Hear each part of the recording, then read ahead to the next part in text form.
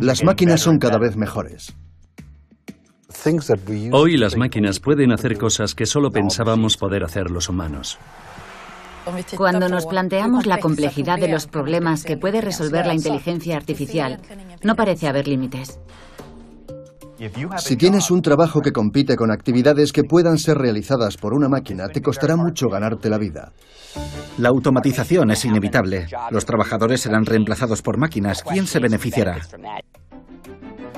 Habrá mucha gente que se quedará sin trabajo.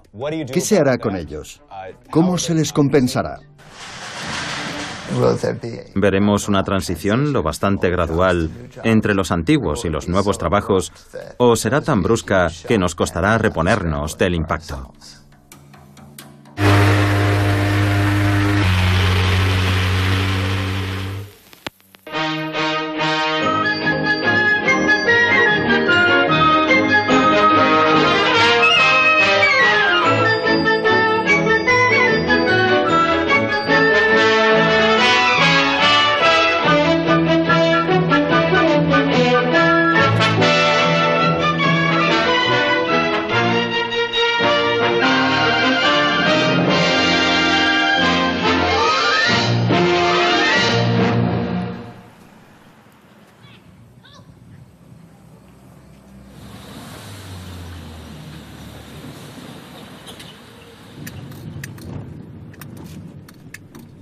Nos encontramos en Newburgh, Nueva York, en el barrio de Washington Heights, más concretamente en el Valle de Hudson, a 1 hora y media más o menos de Nueva York. Antiguamente era una próspera ciudad industrial. Hoy hay cantidad de edificios vacíos y mucha gente pobre y desempleada.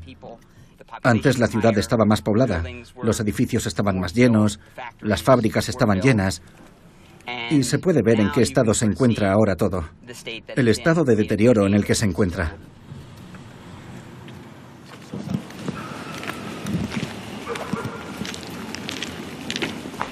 En todo Newburgh había edificios como este, que eran fábricas de cajas, de bolsos, pequeñas fábricas que surtían la ciudad de empleos que hoy han desaparecido. La gente en esta ciudad había emigrado del sur para conseguir empleo, pero cuando llegaron, los empleos empezaron a desaparecer.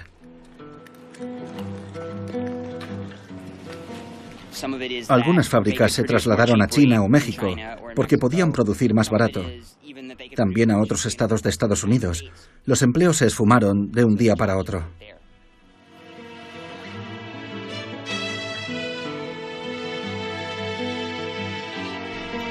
Hace no tanto tiempo, antes de que se instaurasen la globalización y las externalizaciones, había miles de personas trabajando en Newburgh. En la actualidad, la mayoría de esos empleos se ha volatilizado. Y Newburgh está lejos de ser una excepción. Desde finales del siglo pasado, el mismo destino se ha abatido sobre todas las ciudades, pequeñas o grandes, del mundo occidental. Millones de empleos del sector industrial han emigrado a países de Europa del Este o Asia, donde los salarios son inferiores.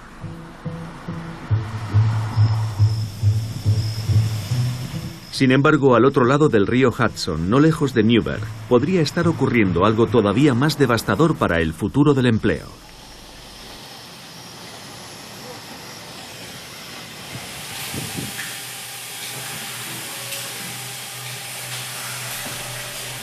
Este es Baxter y trabaja en la fábrica. Este robot lleva unas 8.000 horas trabajando sin dar ningún problema. El truco está en la integración. Baxter se tiene que comunicar con otro robot embalador, con la máquina moldeadora, la coloreadora y la cinta transportadora. El equipo consta de varias piezas que se han de coordinar para efectuar el trabajo. Antes teníamos 2 empleados, ahora tenemos uno solo por turno. Es el siguiente paso en una evolución que comenzó hace ya tiempo, pero que parece haber entrado en una nueva fase más acelerada, la automatización. Algunos trabajos ahora están automatizados, por lo que son mucho más fáciles. Antes los teníamos que hacer a mano, como en la otra máquina que habéis visto. Ahora es Baxter el que embala las piezas. Yo solo las tengo que embolsar. Así es como se hacía antes el embalaje de los vasos para medicamentos. Un empleado los coge y forma pilas de 40 vasos y luego las envuelve con una bolsa de plástico. Como podéis ver, es una operación que requiere cierto trabajo. Pensamos que así todo el mundo se centrará en lo importante, porque sabemos que nuestros empleos pueden no ser para siempre. Manteniendo nuestro grado de exigencia, podremos competir con los chinos, los mexicanos o cualquiera.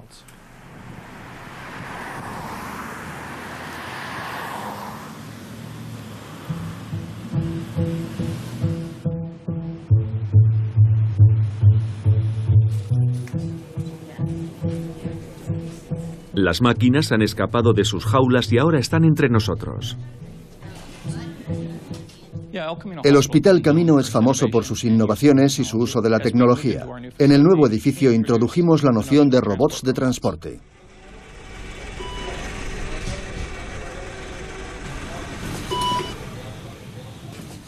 El robot debería abrir la puerta automáticamente. Abre la puerta a TAC, por favor. Es un robot farmacéutico y está tratando de acceder a la farmacia, que es una zona restringida. Primero avisa al personal que se encuentra dentro. El personal sabe así que el robot está aquí y que tienen que abrirle la puerta. El coste de la sanidad es tan alto que nuestro deber como profesionales sanitarios es reducirlo al mínimo posible. Y una forma de hacerlo es con la tecnología.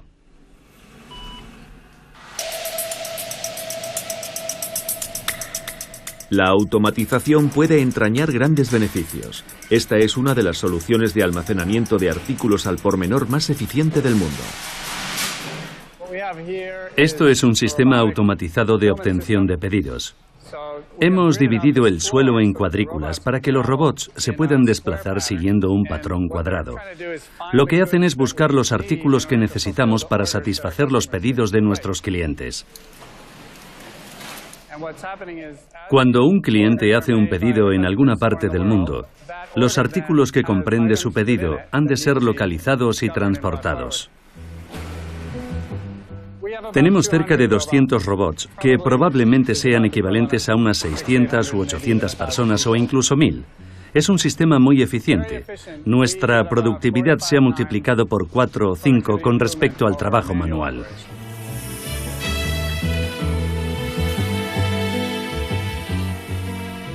Está claro que a día de hoy la tecnología es capaz de desempeñar cada vez más tareas en nuestro lugar. Las máquinas son cada vez mejores. Si tienes un trabajo que compite con actividades que pueden ser realizadas por una máquina, te costará mucho ganarte la vida. Nadie quiere competir con un robot. La automatización quiere decir que lo que antes hacían los humanos, hoy lo hacen máquinas, robots y códigos. Hay un enorme incentivo para hacerlo, pero al mismo tiempo quiere decir que habrá trabajos que ya no estarán disponibles para las personas.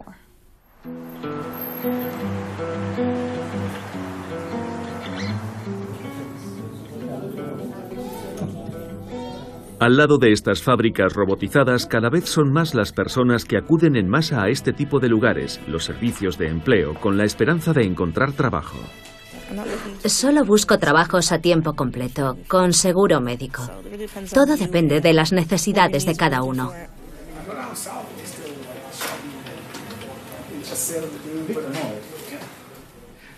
En los 90 se perdieron miles y miles de empleos en la industria de los seguros. Se nos conocía como el archivador del país.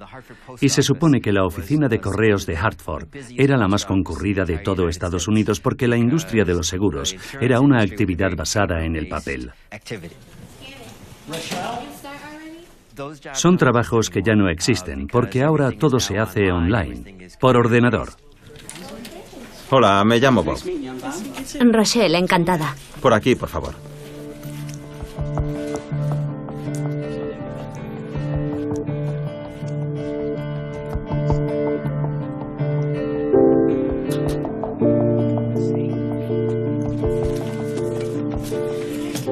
Bueno, como te dije, me llamo Bob. Déjame despejar esto. Buscas asesoramiento para desarrollarte profesionalmente, ¿verdad? Sí. Bien. Tengo 26 años. He estudiado en la universidad, pero aún no me he graduado. Me queda 1 año y medio. Ahora prefiero centrarme en trabajar. Siempre puedo retomar mis estudios. Normalmente, ¿cómo haces para buscar trabajo? Lo primero que hago es poner al día mi currículum. La mayoría de los empleos requiere una licenciatura o cualquier título en un campo específico o en cualquier otro relacionado con ese trabajo, por lo que será más difícil de conseguir. Actualmente una licenciatura equivale a un diploma universitario. Todo depende del trabajo que busques. Estoy abierta a todas las posibilidades. Vale, te buscaremos algo.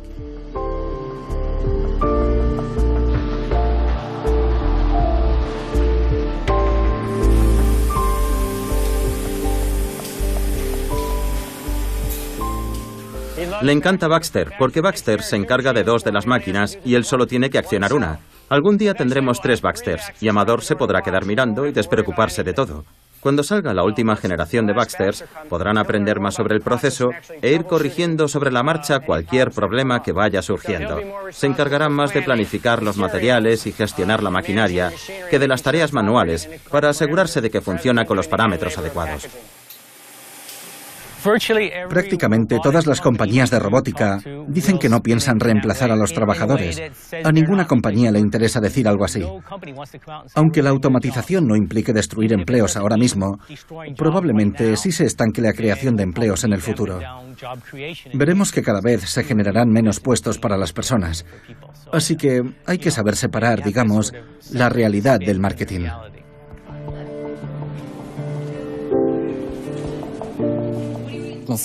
Por lo general, a las compañías no les gusta hablar de que sus empleados se van a quedar sin trabajo.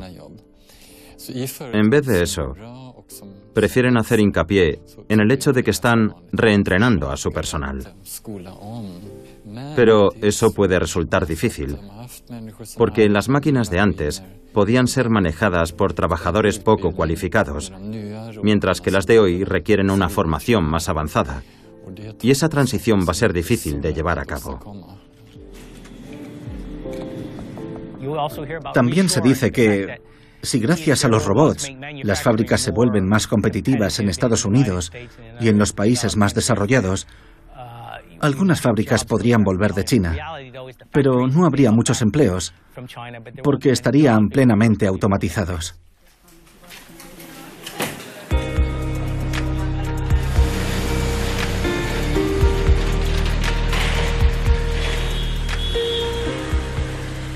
Hay economistas que han empezado a estudiar el impacto exacto que puede tener la automatización en el mercado laboral, y su respuesta es sobrecogedora. Aquí tengo un estudio que ha desarrollado un listado de todos los empleos que serán automatizados de aquí a 20 años. La conclusión es que el 47% del mercado laboral estadounidense está listo para ser automatizado. No quiere decir que esos trabajos vayan a desaparecer necesariamente, solo que la tecnología permite automatizarlos.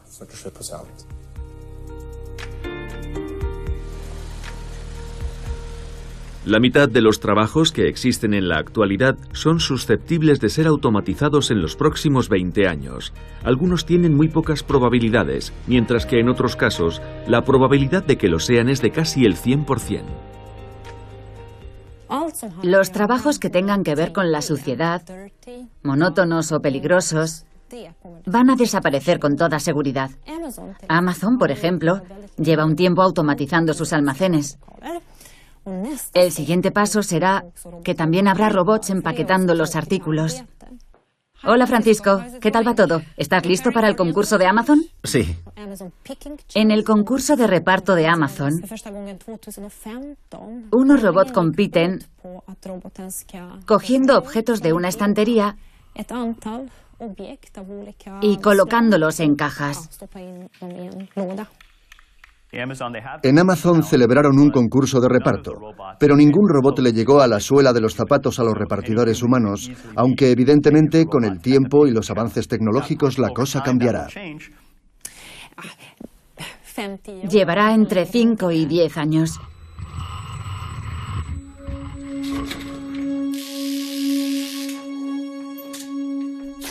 Los humanos y las máquinas han tenido una relación de amor complicada desde el principio. A la gente siempre le ha preocupado el desempleo tecnológico. Hace casi 200 años, en Inglaterra, los luditas destrozaban los telares mecánicos preocupados porque les quitaran el trabajo. Los artesanos de la tejeduría estaban preocupados porque su mismo trabajo se podía realizar mucho más rápido con una máquina.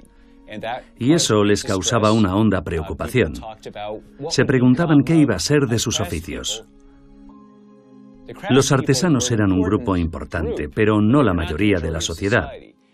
Hoy, cuando hablamos de cómo las máquinas le van a arrebatar su trabajo a la inmensa mayoría de los trabajadores adultos, el grado de preocupación es muy diferente del que podía haber en 1800. Uno de los aspectos fundamentales es que la gente siempre piensa que el efecto de la tecnología sea el de eliminar los empleos, cuando a menudo no es el caso.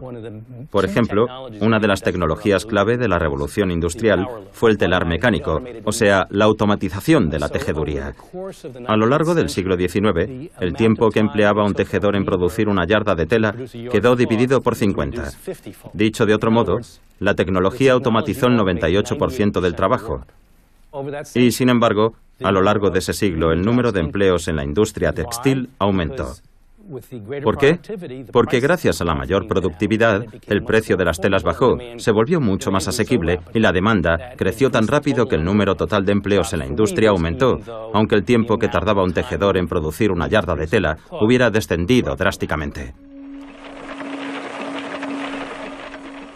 Ha habido debate tras debate sobre el hecho de que la automatización iba a eliminar un montón de trabajos y los humanos nos quedaríamos sin nada que hacer.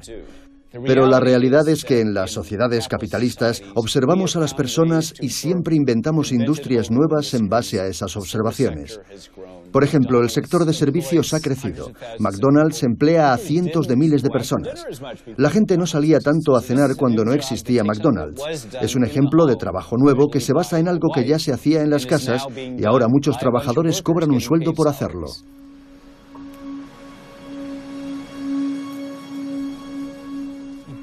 Ese miedo a que las máquinas sustituyan a los trabajadores existe desde hace 200 años y siempre ha sido una falsa alarma. Pero yo creo que esta vez es diferente. Naturalmente hay gente que se muestra escéptica con lo que digo. Las tareas concretas que ejecuta un mozo de almacén sí es un trabajo que va a desaparecer. Pero todo el proceso logístico y toda la mano de obra que implica transportar un producto a un cliente no van a desaparecer por culpa de la tecnología, a menos que la tecnología sea capaz de desempeñar todas las tareas que realiza un trabajador humano. Siempre que queden tareas sustanciales por desempeñar, veremos un aumento de la demanda que compensará los empleos perdidos. Tal vez lleguemos a ese punto, pero de momento no veo ningún trabajo del que se pueda afirmar sin reservas. Todas las tareas que implica este trabajo se van a ver automatizadas. La razón por la que esta vez podría ser diferente es que la tecnología se está volviendo sumamente potente.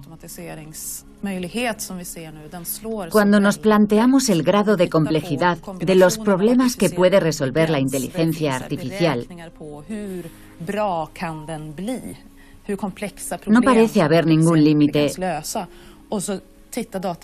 según los expertos en informática. Esta es una de las señales de que el desarrollo tecnológico ha alcanzado un nivel en el que pueden producirse cambios más importantes de lo que piensan muchos escépticos. ¿Cree que se saldrá con la suya con su coche automático, Mr. Bond? Este es el botón de apagado de emergencia que... Venga, lo voy a apagar. Es el botón de apagado de emergencia que usamos en el circuito cuando el coche está conduciendo sin conductor.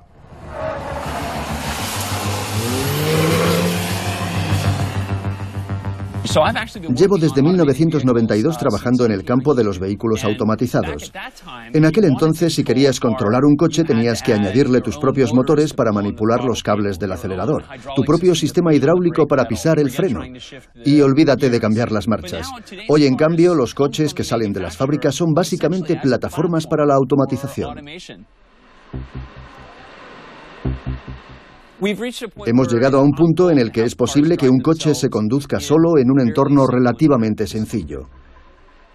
Si conseguimos reducir la velocidad a la hora de aparcar, problema resuelto. Y si nos planteásemos restringir las autopistas a un solo carril, es algo que podría hacer un coche automático. Nuestra meta es desarrollar un coche que sea capaz de conducir aún mejor que el mejor conductor humano. No hace mucho se veía como algo imposible el que un coche pudiese operar por su cuenta en un entorno tan complejo como una ciudad. Hoy la pregunta no es si es posible que las calles se llenen un día de coches autoconducidos, sino cuándo. Mucha gente cree que conducir un coche es un reto extraordinario y que no lo veremos en un futuro inmediato, pero las tecnologías evolucionan a un ritmo sorprendente. Los desarrollos suelen ser sorprendentes en términos de lo rápido que se mueve todo. Muchas de las tareas que antiguamente nos parecían imposibles de automatizar son automatizables o lo serán pronto. Incluso cosas que asociamos con el puro esfuerzo mental, como escribir un texto. Estamos en la sala de redacción de Los Angeles Times, donde cientos de personas trabajan para publicar un periódico impreso y una web que se actualiza a las 24 horas. También hay un equipo de reporteros y programadores informáticos que trabajan para transformar datos estructurados en noticias, en historias. Hay un par de compañías que están automatizando el periodismo. Cada segundo, más o menos, se publica una noticia generada a través de un proceso automático y en muchos casos puede rivalizar con lo que podría escribir un ser humano.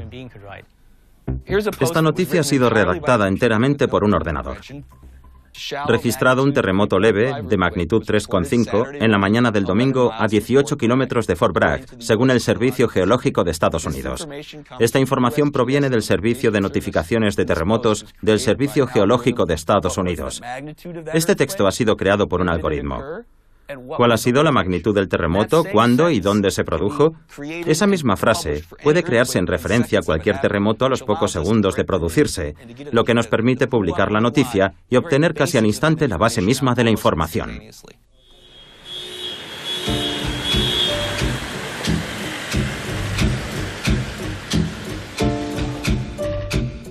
La lista de profesiones susceptibles de ser automatizadas incluye porciones cada vez más amplias del mercado laboral. Lo que más me sorprende es que gran parte de los trabajos del sector de los servicios están ya listos para ser automatizados. Hola, Julie. Hola, Mari. Llegas justo a tiempo. Muchos de los llamados trabajos de cuello blanco se pueden automatizar. Trabajos consistentes en buscar información o realizar una misma tarea repetitiva con un ordenador, cualquier tipo de análisis estandarizado como informes, etc., o la contabilidad. Y también en el ámbito legal. Antes los abogados tenían que estudiar montones de documentos para determinar cuáles eran relevantes para un proceso judicial. Ahora todo eso se hace a través de algoritmos. Ya no vale esa idea de sacarse un título universitario y acabar sentado en un escritorio delante de un ordenador. Es una idea que lleva tiempo arraigada en la sabiduría popular, pero ahora muchos de esos trabajos pueden correr peligro.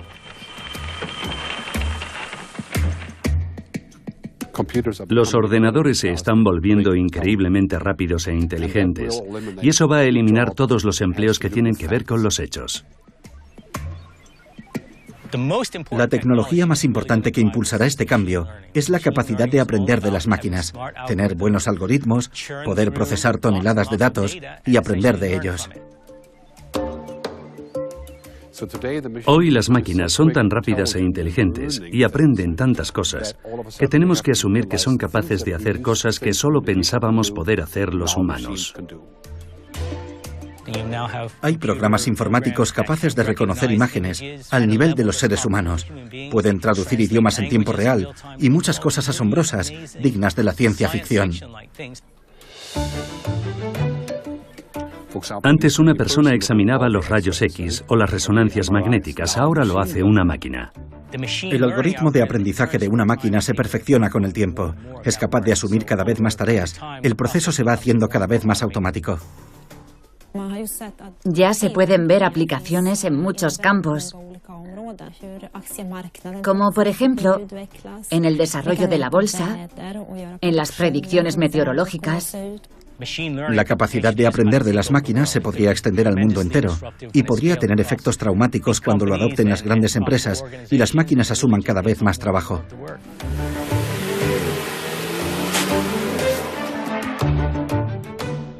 Dentro de 20 años no creo, pero dentro de 50 es posible. Creo que todo el proceso de automatización es algo que va a llevar mucho más tiempo, pero habrá un efecto de demanda. Cuando los coches sin conductor sean más baratos, empezarán a extenderse.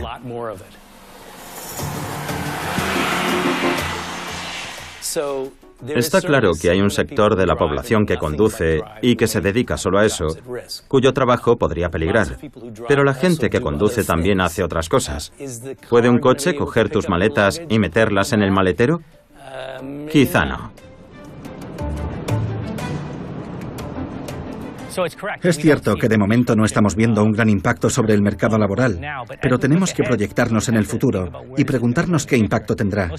La mayoría de estas tecnologías todavía está en pañales. El ejemplo más evidente es el de los coches sin conductor, que de momento no se están usando, pero sabemos que es una tecnología emergente. Llegará un día en el que desbancará a los taxistas, transportistas y demás. Y esto podría suceder muy rápido. Los alarmistas, aquellos que creen que esta vez nos enfrentamos a algo nuevo, aseguran que los escépticos no entienden el poder exponencial de la tecnología. Nos cuesta mucho entender la función exponencial porque los humanos somos lineales. Nosotros funcionamos así y la tecnología así. La mayor carencia de la mente humana es su incapacidad de entender la función exponencial. La función exponencial deriva de la ley de Moore, que afirma que cada 18 meses la tecnología duplica su capacidad y baja de precio. Las funciones exponenciales crecen muy despacio y la gente se pregunta ¿por qué no avanza todo más rápido? Cuando los chips duplicaban su potencia, la diferencia no era tan grande. Hasta que llega un momento en el que la función exponencial despega de verdad. Ahora mismo duplicamos el número de transacciones. De 1.000 millones hemos pasado a 2.000. Es una diferencia enorme. Y nos sorprendemos con lo rápido que se mueve todo. A este ritmo, para el año 2025, un ordenador tendrá la misma capacidad que un cerebro humano. Para 2050, tendrá la misma capacidad que todos los cerebros del mundo. Apenas nos hacemos una idea de lo potentes que serán. Yo diría que entre los expertos es probable que esté ganando terreno la idea de que la tecnología va a crear desempleo más que en cualquier otro periodo desde los años 50. Creo que hay más gente que duda del desempleo tecnológico que gente que cree en él. Pero probablemente haya más gente que cree hoy en él que en ningún otro periodo desde los años 50. Es una cuestión que no se ha debatido aún lo suficiente, pero que despierta un interés creciente, en parte por la aceleración de la tecnología y en parte porque parece que va a afectar a la clase media. Cuando los empleos de cuello blanco, bien remunerados, que tienen que ver con procesar información, sean reemplazados por programas informáticos, la situación será más grave.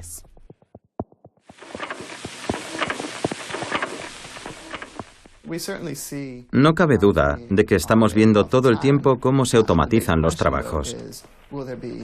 La gran pregunta es si habrá nuevos empleos para reemplazar los antiguos. Veremos una transición lo bastante gradual entre los antiguos y los nuevos trabajos, como para que la gente pueda volver a formarse y comenzar una nueva carrera, o será tan brusca que nos costará reponernos del impacto.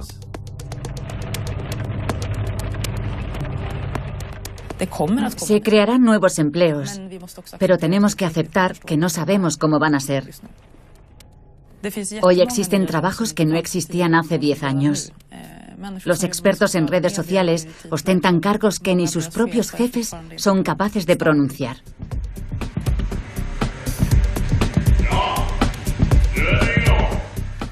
La pregunta es, ¿cuánto tardaremos en inventar nuevos trabajos para reemplazar los antiguos?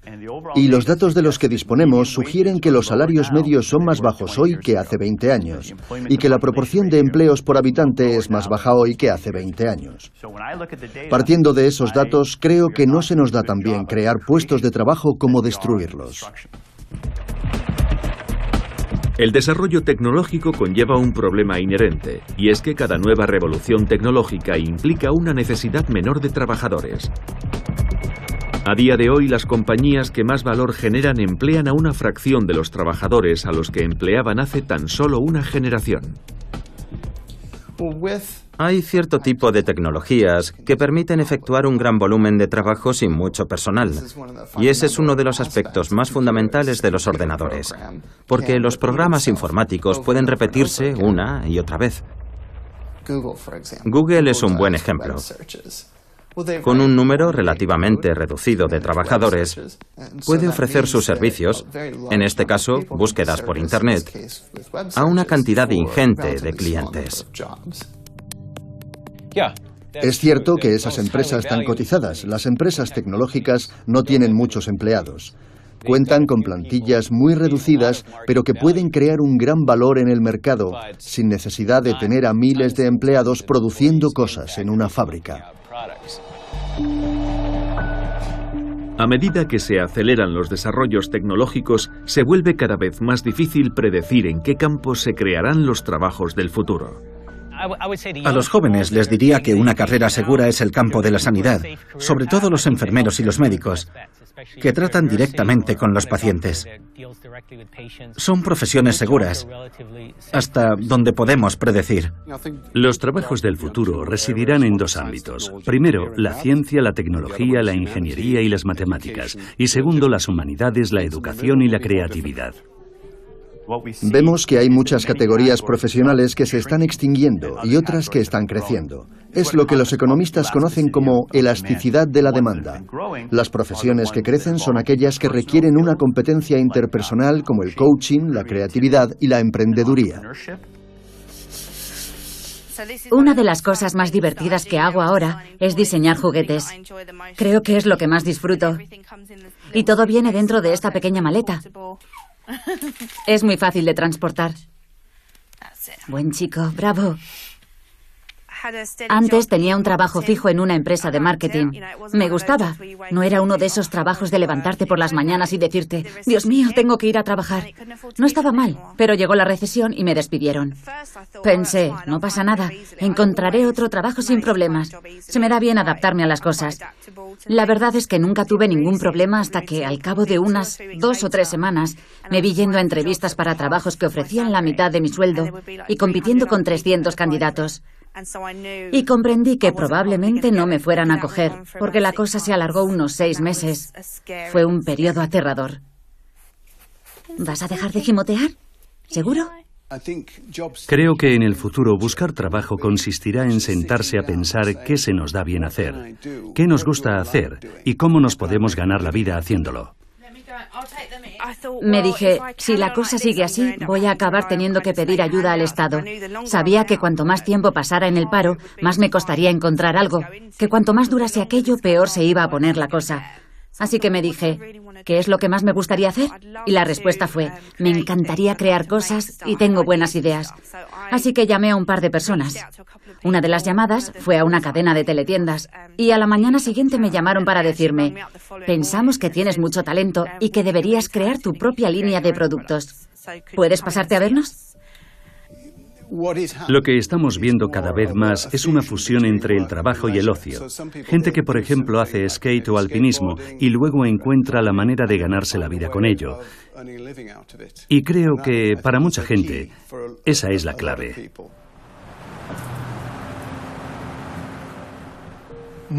La mayor parte de mi vida he estado trabajando para una empresa. En 2011 me despidieron. Y lo cierto es que fue un alivio, porque no me llevaba nada bien con mi jefe. Cuando me convocó en su despacho para darme el finiquito, pensé, genial. Muchas gracias, que tengas un buen día.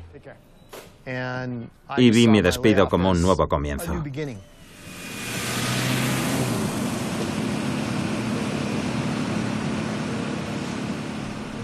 Hay quien no ve las máquinas como un problema. En un mundo con menos trabajos permanentes, cada vez más gente recurre al autoempleo, y la tecnología puede ser su aliada. A comienzos de 2012 empecé a conducir un taxi. Llevaba poco tiempo haciéndolo cuando vi un anuncio de una compañía llamada Sidecar. Sidecar es una aplicación de móvil que te permite llamar a un conductor que pasa a recogerte y te lleva donde quieras. Estoy esperando una llamada. Puede que me llamen mientras estamos hablando. Puedo encender la app de Uber. Uber es la punta de lanza de lo que algunos llaman economía a la carta. Uber ha creado la manera de que la gente de a pie cobre por llevar clientes en su coche. Ha creado muchos miles de trabajos flexibles a tiempo parcial, lo cual es positivo, pero también ha creado toda una categoría de trabajadores que carecen de la red de seguridad social básica a la que estamos acostumbrados en la mayoría de los países desarrollados. Debo decir que los días en los que no siento que las cosas me estén yendo tan bien como querría, recuerdo que no tengo que rendirle cuentas a un jefe que controla mi futuro y mis ingresos. Es algo que me gusta recordar de vez en cuando. Me gusta mucho la independencia. Me encanta. Era mi sueño. Siempre me había gustado escribir, dibujar y crear cosas, pero nunca me había planteado que se pudiera ganar la vida así. Me decía que acabaría teniendo un trabajo normal y corriente, y esto no pasaría de ser un hobby. Nunca pensé que acabaría dedicándome a hacer lo que más me gusta en el mundo. Me parece asombroso que sea posible. Ahora hasta tengo empleados. Somos un gran equipo. Así que es un sueño hecho realidad. Antes trabajábamos para una empresa durante muchos años. Nos jubilábamos y vivíamos de nuestra pensión. Todo eso está cambiando. En este nuevo milenio estamos en una situación en la que una tercera parte de los trabajadores estadounidenses trabaja de freelance y se espera que para el año 2020 el fenómeno afecte al 40%. Es un cambio dramático del paradigma laboral de nuestro país. ¿Es algo bueno o malo? Ambas cosas. Depende de la situación de cada uno.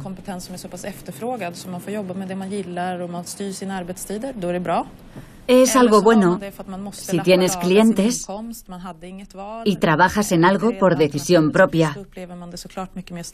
Pero si te autoempleas solo para llegar a fin de mes, es mucho más estresante.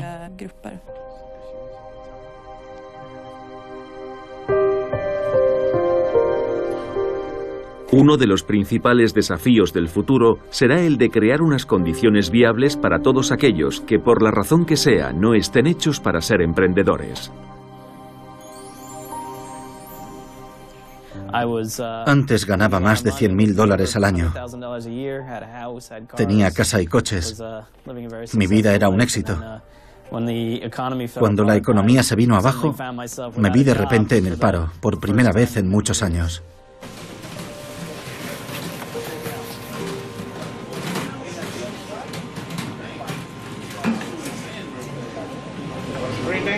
Estamos en Pausa para Comer, en Nueva Jersey.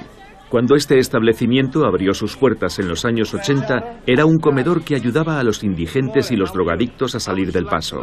Hoy la imagen es muy diferente. Viene gente que tiene 2 o 3 trabajos, gente que tiene un sueldo fijo y el motivo por el que vienen es que, bueno, no ganan lo suficiente. Si ganas $7 u $8.50 por hora, es normal que necesites 2 o 3 trabajos para mantenerte a flote. Marchando.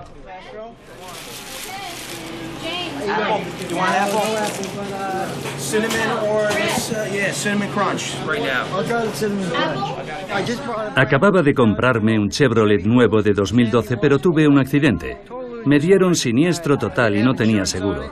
Así que perdí unos $13.000. Ahora mismo estoy intentando levantar cabeza. El subempleo se da cuando no trabajas las suficientes horas y no ganas lo suficiente como para sobrevivir. No es un concepto nuevo en muchos lugares del mundo, pero en un país tan rico como Estados Unidos es un tanto desconcertante darse cuenta de que uno puede trabajar a lo mejor a tiempo completo o más y aún así no ser capaz de mantener a su familia. En Estados Unidos han aceptado una situación en la que, en general, hay menos gente empleada en el mercado y con peores sueldos.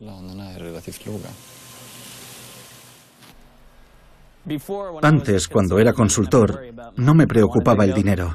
Si quería llevar a mi familia al cine, lo hacía y punto. No había que darle más vueltas. Ahora me lo tengo que pensar bien. Si quiero cenar fuera, tengo que recortar otro gasto. Y aunque trabajo aquí, también soy un cliente más. Y de no ser por este tipo de lugares, no tendría nada que llevarme a la boca. Pausa para comer empezó siendo un comedor popular. Es un fenómeno conocido como el de los trabajadores pobres, una situación en la que las personas tienen trabajo, pero aún así no llegan a fin de mes. Es una situación que no se da solo en Estados Unidos, sino también cada vez más en países desarrollados de Europa. También existe en Europa. En países como Italia y Francia hay muchos de estos trabajadores pobres, sobre todo en la economía sumergida. Incluso en Alemania están apareciendo salarios muy bajos en el mercado laboral. Cada vez que hay una crisis, ya tenga que ver con el paro juvenil o con la situación de los inmigrantes, se presentan los salarios bajos como una solución al problema. En Estados Unidos ya salta a la vista el impacto de esa estrategia. La gente necesita 2 y a veces hasta 3 trabajos solo para llegar a fin de mes. Hola, ¿qué tal todo? ¿Bien? Es un problema que ha de ser estudiado y analizado con algo de compasión. ¿Qué vamos a hacer con la gente que ha perdido su trabajo por culpa de la tecnología? Porque la propia economía es incapaz de sustentarlos y las empresas tienen que despedirlos. En última instancia, es una situación en la que la población no es capaz de satisfacer sus necesidades más básicas. Es un círculo vicioso. Para que la gente pueda vivir de su trabajo, los salarios han de ser mayores. Pero ese es precisamente el motivo de que los empleadores recurran a la automatización. En Estados Unidos, dado que los salarios son más bajos, hay menos incentivos para la automatización en comparación con Escandinavia. Subiendo el salario mínimo, estaríamos aumentando los incentivos para la automatización. ¿Qué sucederá cuando la automatización surta pleno efecto?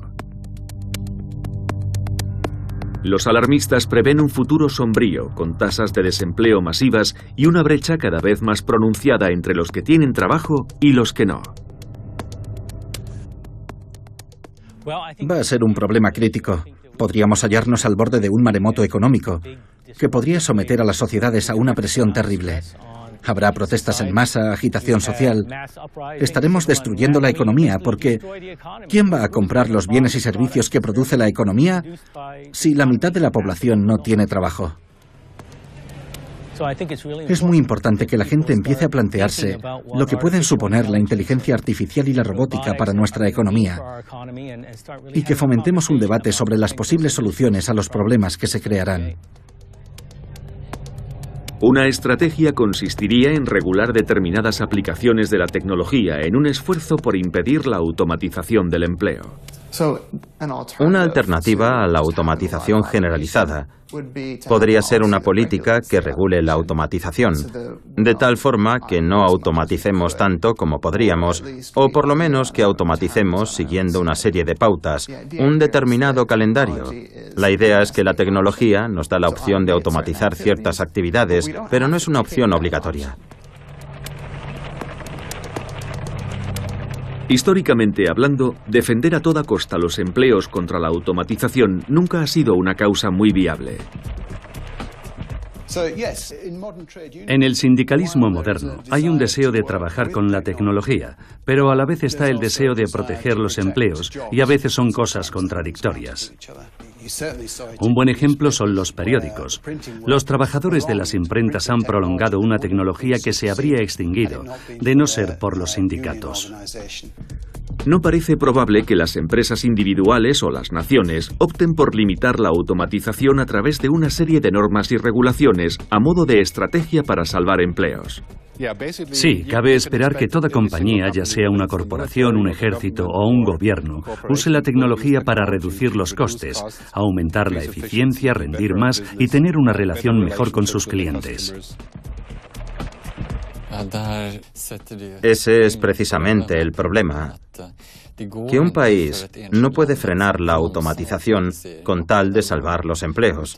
El efecto sería justo el opuesto. Se perdería competitividad y los empleos desaparecerían aún más rápido.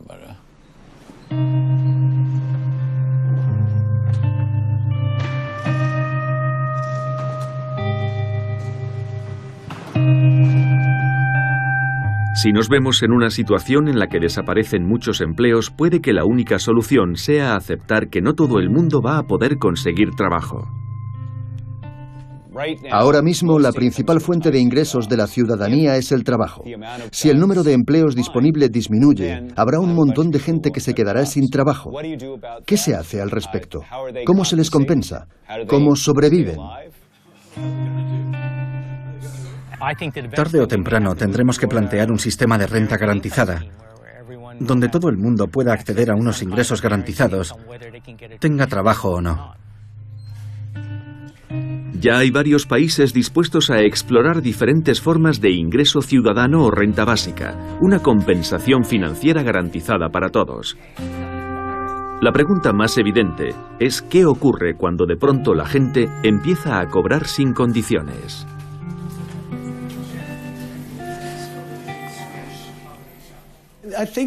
Cuando se fomenta un sistema que le pone las cosas en bandeja a su población, puede tener un efecto destructivo. La gente no es feliz quedándose en casa sin hacer nada y sacándole dinero al Estado. Pero si existe esa posibilidad, se dirán, bueno, ¿por qué no? No genera ningún incentivo para que la gente cree cosas. Desde luego no es un incentivo para alguien como yo, que se desvive para ganar dinero y poder dar trabajo y un sueldo a los demás. ¿Qué incentivo tendríamos para seguir haciendo algo así si hay gente que cobra por no hacer nada? En muchos países hay un fuerte apoyo al salario mínimo, pero no a la renta básica. Se presupone que es necesario que todo el mundo trabaje para producir las cosas que necesitamos como sociedad. Y no es así. Podemos producir esas cosas con menos mano de obra o menos horas de trabajo.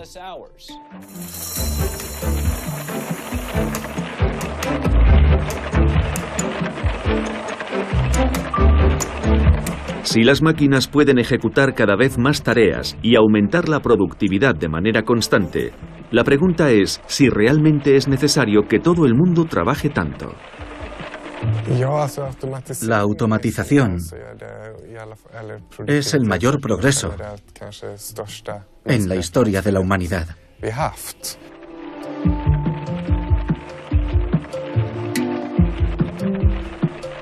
La productividad es la medida de lo que producimos en relación con el número de horas que trabajamos. Es una cifra que se ha multiplicado numerosas veces a lo largo de la historia, lo que ha permitido mejorar las condiciones de trabajo y los salarios. La semana laboral se ha ido reduciendo por etapas hasta 40 horas, y las vacaciones pagadas han pasado de ser de tan solo 4 días hasta 5 semanas en muchos países occidentales. A lo largo del siglo pasado, la productividad se ha multiplicado por 20. Uno de los economistas más importantes del siglo pasado, John Maynard Keynes, predijo que para el año 2000 los avances tecnológicos permitirían reducir la semana laboral a tan solo 15 horas, de forma que cada cual podría dedicar su tiempo libre al ocio. Pero como todos sabemos, eso no llegó a producirse. En los años 80 ocurrió algo. La productividad volvió a duplicarse, pero los salarios y la semana laboral no cambiaron. El problema es que no nos hemos beneficiado de esto, creando más libertad para la gente.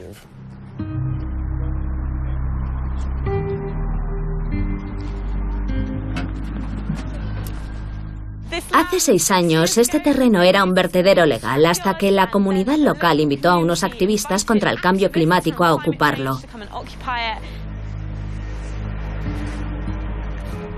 Hay quien se niega a esperar a que se cumpla la profecía keynesiana de una vida con más tiempo libre. A la sombra del aeropuerto de Heathrow en Londres, esta gente vive como si ese futuro sin trabajo ya hubiera llegado. Sí, el aeropuerto de Heathrow está por ahí, a menos de 1 kilómetro. Hace 2 años me licencié en arte. Vivía en el centro de Londres, trabajaba a tiempo completo de recepcionista y lo odiaba. Sabía que no era la vida que quería vivir. Quería sentir que estaba haciendo algo más en la lucha global por el medio ambiente. Entonces descubrí este sitio. Empecé a venir los fines de semana y algunas tardes y me decía, se acabó, lo dejo todo. Este trabajo me pone enferma, no veo la luz del sol, tengo que salir al aire libre. Y dejé mi trabajo y me vine aquí. Está muy oscuro por aquí. Llevo un poco más de 1 año viviendo aquí. Trabajo 1 mañana por semana, ni siquiera un día entero por semana. Y con eso me costeo todo lo que he decidido que necesito. Así que no cobro ninguna prestación social, no le pido nada al Estado. Mi coste de vida total es de unas 70 libras al mes. Hay opiniones muy divididas en torno a la renta básica. Hay quien dice que la gente va a dejar de trabajar. Y otros, en cambio, creen que la gente se va a volver más creativa. Pero son opiniones basadas en especulaciones. Yo digo, probémoslo, a ver qué pasa. Vaya, veo que llega una visita guiada. Esta es una de las pizarras donde organizamos lo que hacemos juntos cuando trabajamos de forma comunal. Aunque la mayoría de las tareas han sido borradas, supongo que bien porque ya están hechas o porque ha habido que posponerlas por el mal tiempo. Existe la idea de que la gente en paro es muy vaga, de que son gorrones, esa clase de cosas. Aquí no lo creemos. Nuestro estilo de vida nos permite vivir en contacto con la naturaleza, en contacto con la tierra, ensuciarnos las manos, algo fantástico para el sistema inmune. Recogemos troncos y virutas de madera, trabajamos pero no cobramos un sueldo.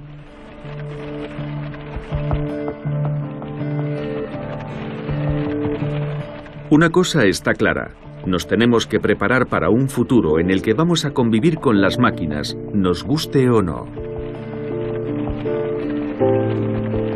Y puede que tengamos que hacerlo mucho antes de lo que pensábamos. Ahora mismo estamos en un punto en el que hay por lo menos 20 tecnologías a punto de despegar, desde la nanotecnología hasta la computación en la nube. Tarde o temprano, esas tecnologías desarrollarán todo su potencial y empezarán a tener un impacto en todas las industrias y ocupaciones tradicionales que ahora emplean a millones de personas. Tendrá un impacto traumático. No se debate lo suficiente. Los científicos tienen la responsabilidad de informarnos de lo poderosa que se está volviendo la tecnología. A largo plazo nos podríamos enfrentar a una situación en la que tendríamos que replantearnos toda nuestra organización social. Cuando empiecen a desaparecer trabajos por culpa de la automatización, tendremos que encontrar nuevas soluciones. ¿Seguirá la renta siendo proporcional al trabajo en el futuro? Los políticos tienen que plantearse qué impuestos hacer pagar a las empresas. Si un robot es el que desempeña un trabajo, ¿A quién se le cobran los impuestos?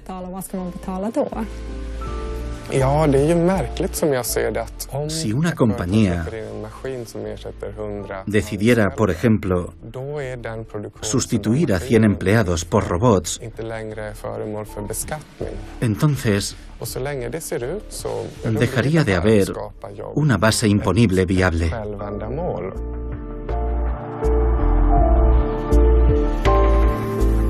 En última instancia, la solución a estos desafíos depende de las concepciones políticas de cada uno y de la concepción que tenemos de la gente, de lo que motiva sus acciones.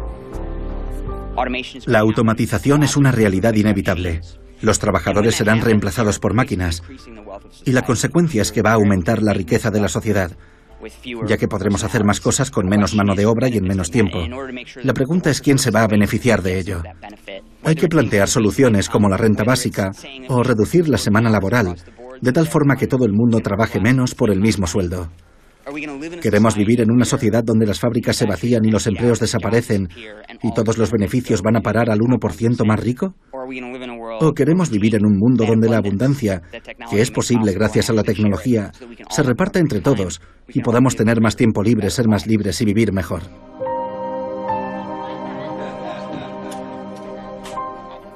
En sí misma, la tecnología no es una cosa buena ni mala. Es una herramienta y hoy esa herramienta es más poderosa de lo que ha sido nunca en la historia.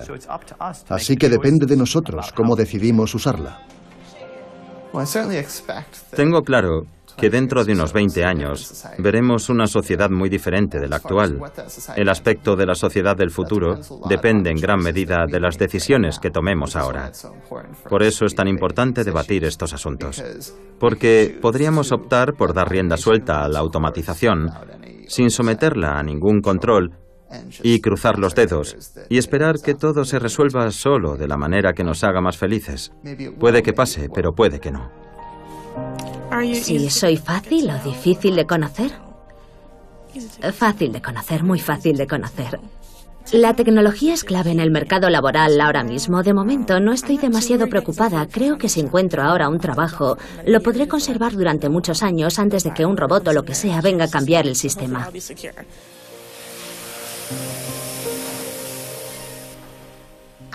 No soy tan joven, así que no me van a despedir. No. Me veo jubilándome aquí. Me encanta mi trabajo. Yo ganaba mucho dinero ayudando a compañías a ganar aún más dinero y era infeliz. Tardaba 3 horas en ir y volver a Nueva York. No tenía tiempo para mí mismo y sentía que mi trabajo me estaba absorbiendo el alma. Ahora me encuentro mejor emocionalmente porque sé que con mi trabajo estoy ayudando a los demás. Creo que cuando nos liberemos de la esclavitud del trabajo a tiempo completo y del consumo para trabajar solo a tiempo parcial, le podremos dedicar más tiempo a nuestros amigos, a nuestra familia, a nuestros vecinos, a cuidarnos y cuidar de los demás. Así es como veo yo el futuro.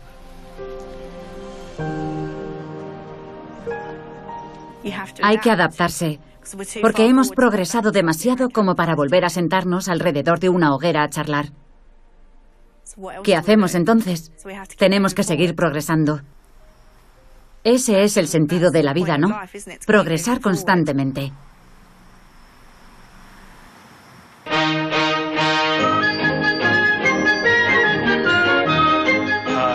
Steve, ¿lo quieres accionar? Cogerá la pinza de la cinta y la colocará en mi mano.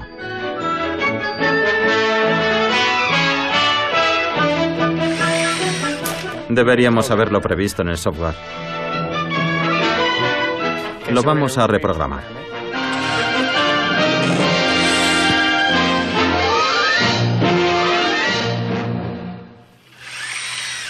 ¿Usamos mejor la otra máquina?